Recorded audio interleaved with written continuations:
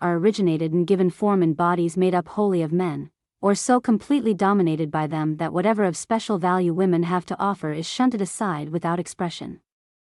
When will our consciences grow so tender that we will act to prevent human misery rather than avenge it? You can never really live anyone else's life, not even your child's. The influence you exert is through your own life, and what you've become yourself. The only things one can admire at length are those one admires without knowing why. I used to tell my husband that, if he could make me understand something, it would be clear to all the other people in the country. In all our contacts, it is probably the sense of being really needed and wanted which gives us the greatest satisfaction and creates the most lasting bond. My experience has been that work is almost the best way to pull oneself out of the depths.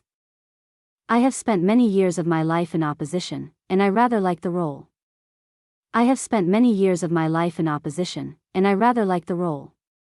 Old age has deformities enough of its own.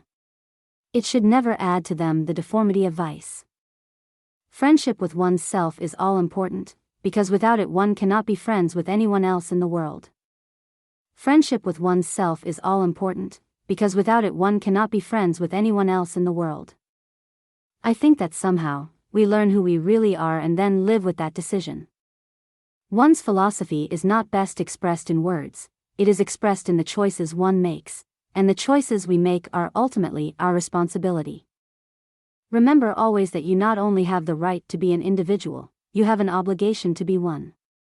Sometimes I wonder if we shall ever grow up in our politics and say definite things which mean something, or whether we shall always go on using generalities to which everyone can subscribe, and which mean very little. Friendship with one's self is all important.